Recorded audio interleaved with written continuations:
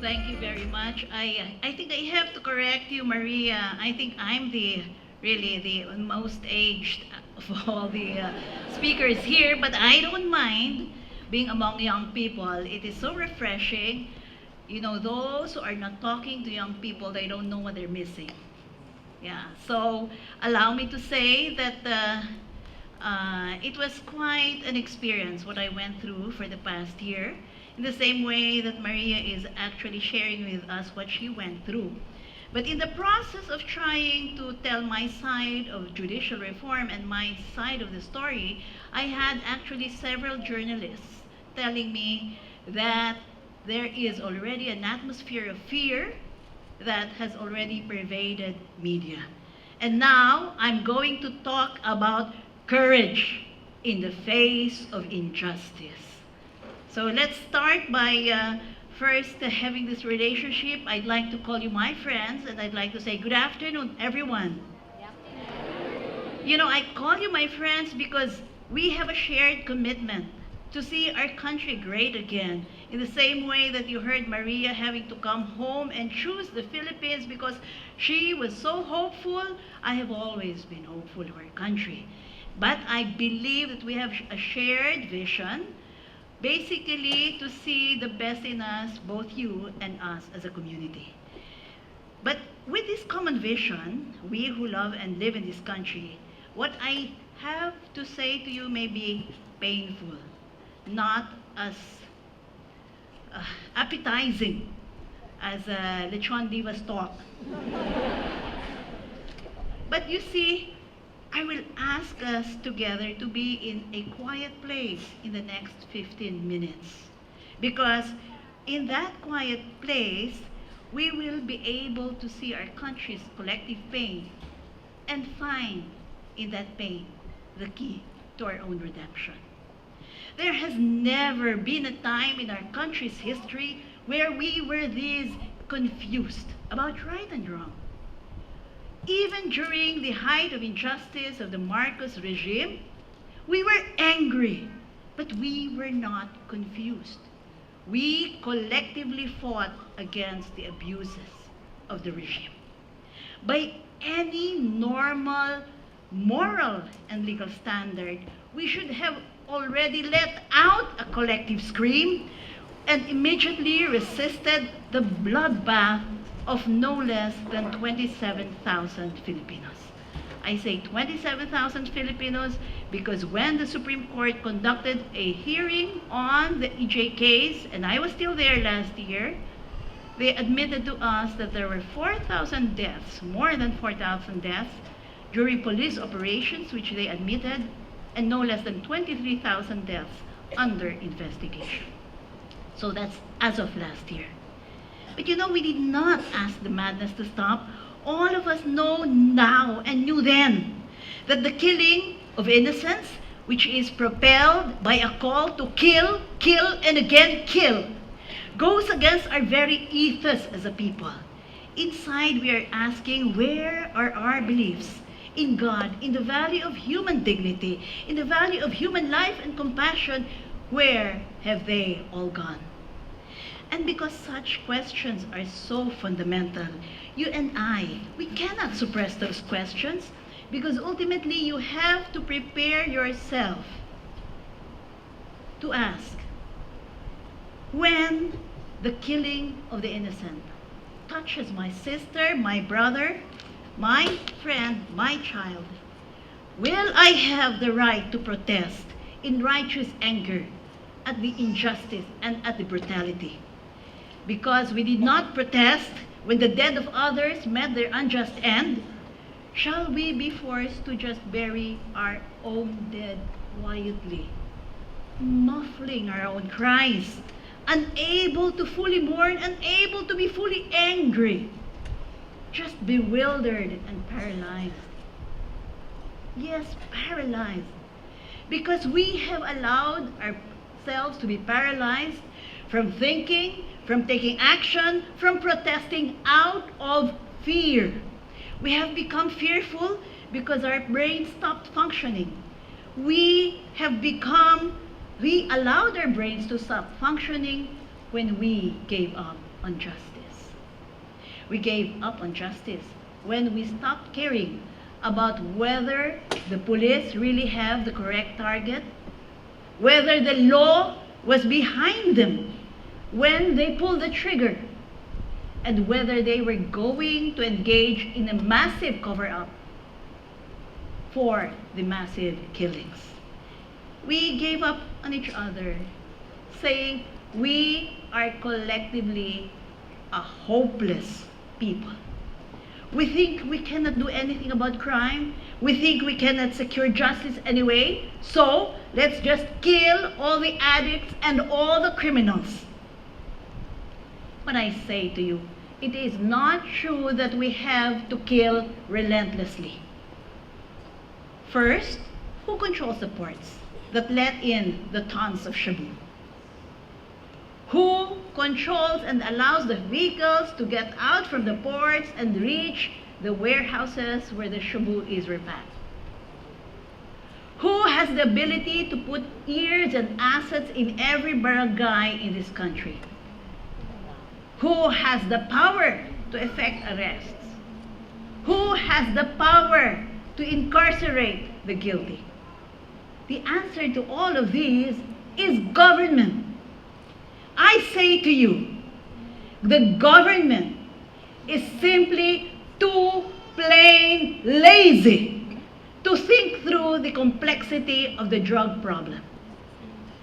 That, or it is simply a leadership that thrives on fear and anarchy.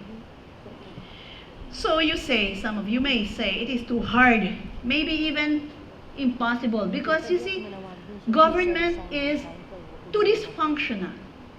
In turn, I ask you, since when has the dysfunctionality of any government been the basis of the killing of Filipinos? No human being can act as accuser, witness, judge, and executioner at the same time. By any language, in any legal or moral system, that is the height of injustice. Whether it results in the death of a human being or the illegal removal from office of another, that is the same, the death of justice. So what I will say today to you is a very daring idea, because nobody has dared to say it directly. You know, we can't think right now because that we can solve our problems because we don't hope. We dare not hope because we are afraid. And we are afraid because we have too many considerations. One is, I'm afraid of being bashed. Another is, I don't want to offend my friends or relatives who support our leader. Another is, I wouldn't want to lose my chances of promotion or re-election. And another is simply, I am so afraid for my own personal safety. I say to you now, any religious or moral tradition in this world always points to only one thing that you must be afraid of, that you are not doing what is right. For those who believe in the existence of the human soul, you know the eternal consequences of acting against your conscience. You know that you will only fully realize your human potential when you act justly for the sake of others. At the end of the day, and at the end of our lives, there is nothing more worth doing than doing what is right. For what we have now is a crisis of the soul of the nation. When gross injustice assaults our senses day in and day out, and we do not express our outrage, something in us dies. To avoid the pain of the slow death of our souls, we try to distract ourselves with other things. We even try to rationalize what we are saying.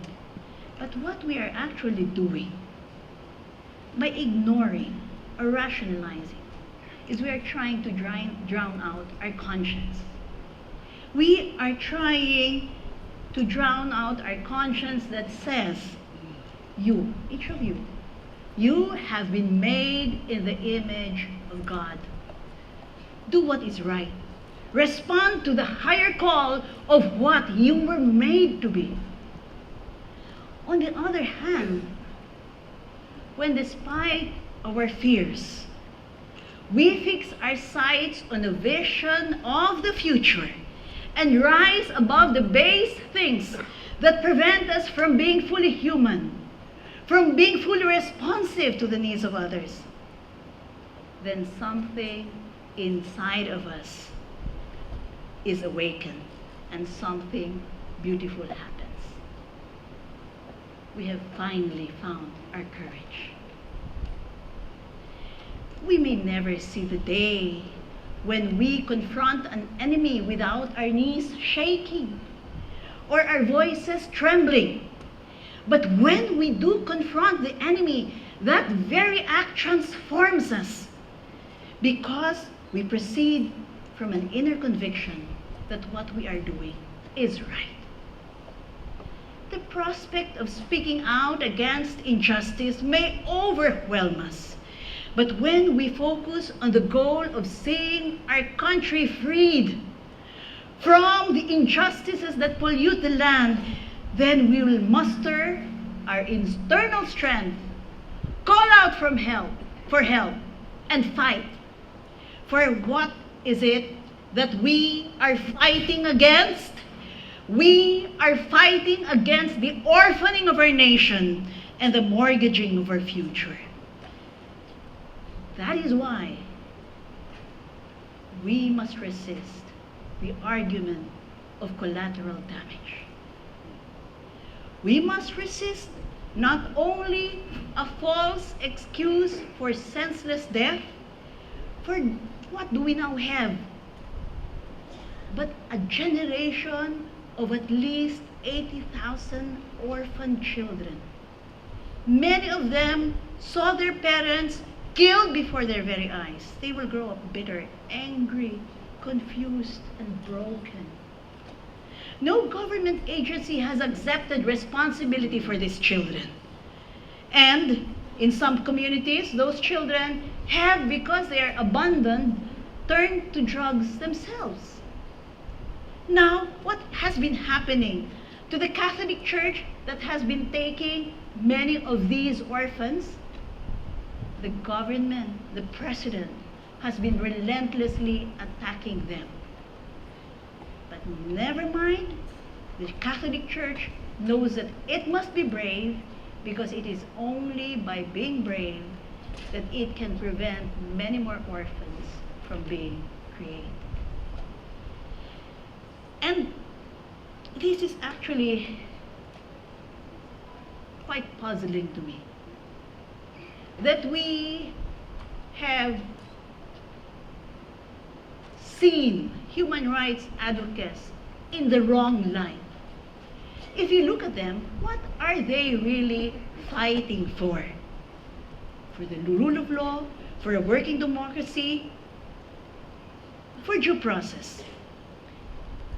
You see, what they're doing right now is that they're not just trying to give justice to the dead, but they're also trying to protect you. Many believe that the judiciary has been compromised, and this is the same judiciary that should have been, under our Constitution, able to protect you when your rights are already threatened. And when it comes to rights, one's rights must apply equally to all. We cannot say that some of us, we have the right to due process, to be heard before we are pronounced guilty, to be deprived of liberty or life without a judge hearing the evidence. And then in the same breath say that some do not deserve those rights. If you do that, and because the checks and balances in our system have already been destroyed, and due process rights have been rendered inutile, then you are as vulnerable as anybody else. Maybe not for drugs, maybe because you crossed the wrong person, maybe because you had an enemy who happens to be politically well connected.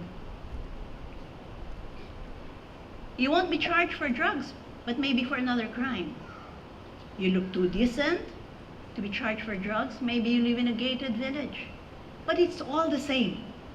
And when the rules don't work to ensure that human dignity is respected, when people are seen as no better than animals, then the social mindset sets in that allows for a situation where scores and masses of people can be exterminated. In a very real sense, genocide is altogether possible. It was to prevent this, the downward slide of our country, that in August of 2016, I wrote a very respectful letter to the President, asking him not to publicly announce those who suspects as being judges coddling drug lords. I had to do that, not for the sake of opposing him, but because I knew that our judges were already so afraid at the time, and if they are afraid, they would be too paralyzed as well to protect you. So, you understand that all of us must be brave, so that others who have the capacity to do good, to protect you, will be brave as well. And yes, we must also be brave so that those who need cure can be cured. Many former drug addicts are now with us, doing good amongst us. They were afflicted and they received help. Many of us need help for various forms of illnesses as well. They needed healing, they received it. Says that hope is so essential to existence as food. If we give up on a mass of people simply because curing them, healing them, is so exhausting of society's resources, then we forget that society burdened them first, many of them, so that they were driven to lives of desperation and they turned to drugs. We must be brave because we, all of us, cannot give up on human dignity, on human life, on second chances. And when you do the right thing, as many of you have already started to experience, you will be disparaged, you will be persecuted, many times you will be discouraged. But be heartened by the truth that when you stand for what is right, and despite the persecution, you continue to stand, that in itself is a great victory. You have already won. And as we fight, we learn that faith, courage, and the faith that underlies courage is contagious. Do not allow the absence of courage facilitate the imposition of martial law. You see, politicians understand that if citizens, all of us, allow the gradual erosion of our rights, then it is so easy to impose martial law. All it needs is a justification, an event, perhaps real, perhaps fake. But it's all that, an excuse. I ask you, however, to view things a little differently. We do not need the formal imposition of martial law to have martial law become an actual reality. We do not need to see tanks on the street or men in uniform taking charge. We just need to be sufficiently afraid. Afraid enough to stay quiet when we know and see that human beings are being killed. When we see corruption running unabated. When we know that the coffers of our country are being raided with impunity.